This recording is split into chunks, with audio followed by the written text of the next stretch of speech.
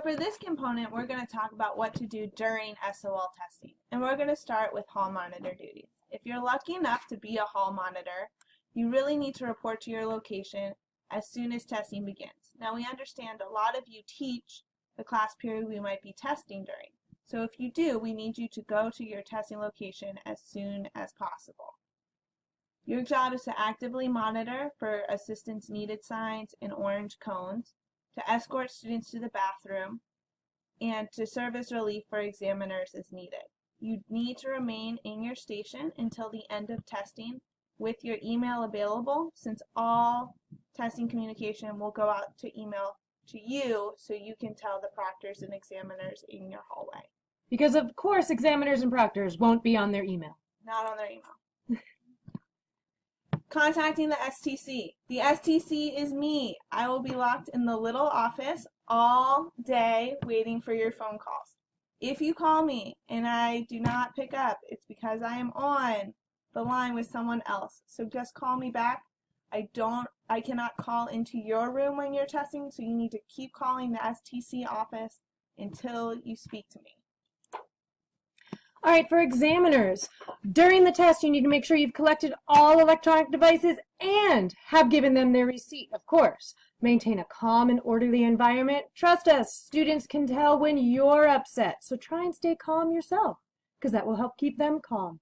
You cannot give tips or reminders to students once they are in the room. You can't even say, make sure you read the entire passage during the reading test. That's technically an irregularity. So if you want to give them a hint, tell them before they enter the room. Read exactly from the script or the testing assessment. Police may come and get you. You cannot ad-lib. Provide all or any accommodations. You are responsible for making sure that they get their accommodation. And encourage those SPED, ASOL, and 504 students to use them. If they get a dictionary, they get it for a reason. Remind them to make sure to please use it. And then keep your classroom quiet until the building is done testing. This is very important. Do not let them out into the hallways. Do not let them get loud. There is testing all over the building during these wonderful 2 weeks. Please keep it nice and calm. When giving out materials, examiners must never let a student touch test materials such as scratch paper or, I don't know, your test tickets. Never let a student touch them. And you must collect all scratch paper you distribute, even doodles. What if it's the most beautiful carousel I've ever seen? Still gets collected and shredded. Yay! All right, so you need to distribute at the start of the session. You must have them sign. You must wait for the directions. Do not use the test tickets to tell them where to sit. That's what sticky notes are for. Once a student has logged in, but before they start testing, collect all test tickets and make sure they are signed and in alphabetical order. That way, if we come in and need a student, we can get their test ticket real fast. If a student has a problem, you can find their test ticket. It's not lost in a giant pile of 60 or more. If one of our lovely little students needs to go potty, they should press the line tool or use the dark paper that we have placed in your testing bucket to cover their screen. So please make sure to do this, because this avoids us having to resume each and every test whenever someone needs to use the bathroom. If there's a problem with any of your tickets, make sure to call the testing office at 313-3755. That's her. Anytime you have a question. What do I do if a student's absent? Panic! Do not panic. So the first thing you need to do is keep their test tickets separate, and you're going to turn it in with your bin, letting us know that you had an absent student. So we can set that test ticket aside, because the student will have to take the SOL. If there is some confusion on whether a student is absent, say another student says they saw them this morning, call the testing office. We'll locate the student, but you can begin the rest of your room testing. Don't wait! We don't want the whole school to be slowed down because one student decided they were going to take the extra long way to your testing room. So, when in doubt, call the testing office. Accommodations. There are 2 accommodations that you will see coded on your student test tickets. The top one, which looks like a person talking to someone who's clearly looking away and not listening, is read aloud test by examiner. This is a human read aloud, which means the human will read every question and item on the test. If you see this and you're in a large group or a non-one-on-one setting, you need to let me know immediately because there's something wrong with the group placement or the student's ticket. The second, which looks like headphones, is an audio test form. Audio students are in small groups with other audio students. They will have headphones, and that's to prevent a stigma from using their accommodation. But our students like to not use their accommodations, even though it's an agreement between us, the student, and the parent that they receive them. If a student is not using their audio accommodation, you need to call me immediately so I can contact the parent and we can figure out how to have the student best proceed with testing. New for 2018. If you are in a room that is audio, these students may request for you to read something to them. Essentially, read on demand. Due to this accommodation change, proctors may not leave the room in audio sessions. Any student who needs to go to the bathroom or get a drink of water needs to be escorted by a hall monitor, so we are in compliance with the state's rule of 2.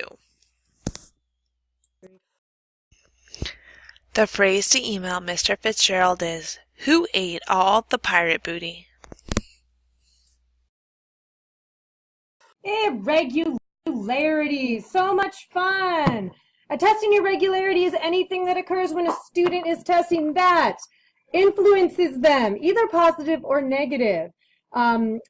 It influences either their accuracy of taking the test or the reporting of the student's performance. It is a breach of test security or results in the improper implementation of mandatory student testing. That sounds like so much fun. All testing irregularities must be reported to our STC. An example of irregularities are included in your examiner's manual. That's the full version. If you want to have some very light reading, go for it. If a student becomes ill and cannot finish testing, that's an irregularity. We'll have to have them test on another day. If a student leaves the testing setting without an escort or a monitor, because they can go and call their friends or talk to someone and tell them what's going on with their test, that's an irregularity. A student accesses their cell phone during testing. A student is observed cheating during testing. An adult provides inappropriate assistance. Don't give hints. And a student provides with inappropriate manipulative, like a dictionary when they shouldn't have been. You lose a test ticket. Don't do it. Cheating. If you suspect a student of cheating, you need to immediately contact me at the testing office. There are consequences within our building, but also paperwork that must be filed if we catch a student cheating. We'll evaluate and advise you on a case-by-case basis. There's no consequence for the school if the student is caught cheating. So please let us know as soon as possible so we can resolve the situation.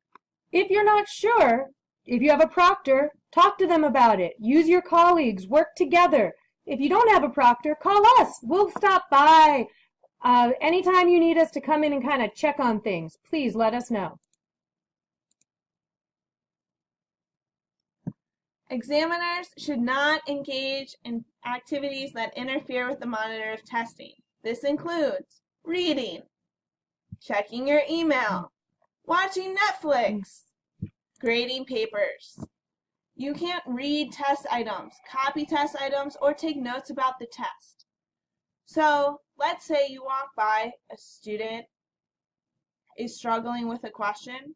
You can't look over, read the question, and say, "You're right, that's a horrible question." You might think that, but you are not supposed to be reading the test. You're supposed to be monitoring student behavior to make sure that everyone has a quiet, calm testing environment. You can't give them help. All right. Examiner's Manual provides directions on how to handle student questions. They have some scripted responses for you. One of your questions on this fabulous quiz is going to be to go into one of them and find the page that it is on. So please make sure you follow all of those directions.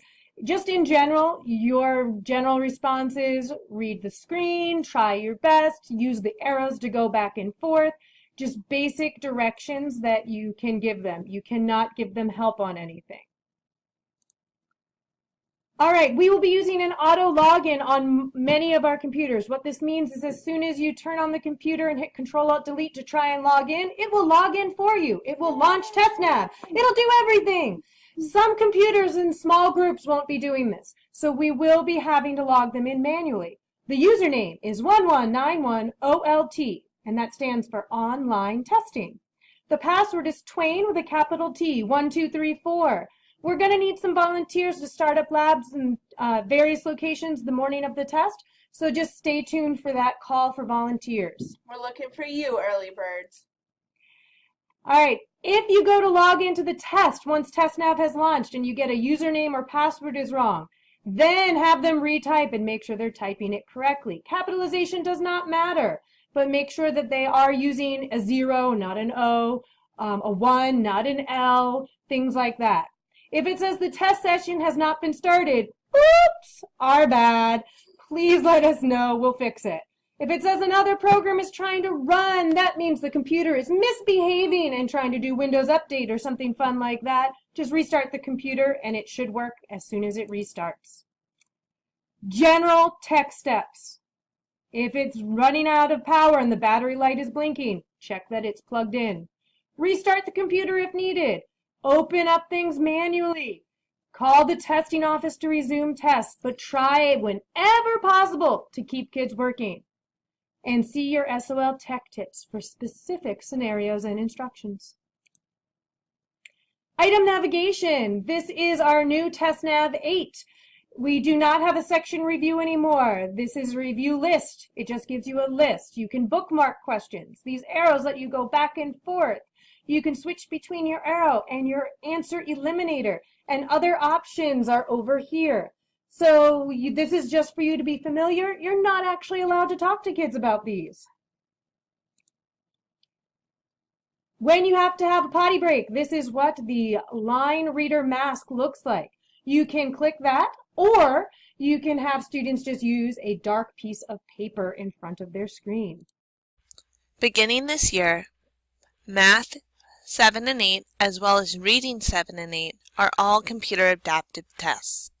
With computer adaptive tests, students answer different questions depending upon their previous answers for individual questions or passages. It means that students are not allowed to go back when testing, and that human read-aloud accommodations must be given in a one-on-one environment. There will be no section review for these new tests. Math 7 also has an addition of a seal code this year. After completing the non-calculator portion of the exam, students will be asked to enter a seal code. The examiner or proctor will read the student the seal code, but they are not allowed to post it, write it down, or enter it for the student. Once the seal code is entered, the student will be allowed to continue to the calculator allowed portion of the test.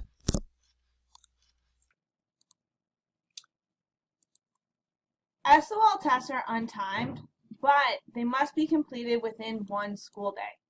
So students who do not complete their test during our allotted morning test window will be moved into overflow testing. This will be done by counselors, the testing team, and administrators. When moving a student to an alternate location, they're not allowed to have access to any content materials or electronic devices. Basically, they carry a pencil and we get to carry everything else. They also can't interact with other students because they're still in a testing environment. So as I said before, students' test materials must be carried by school personnel from one location to another.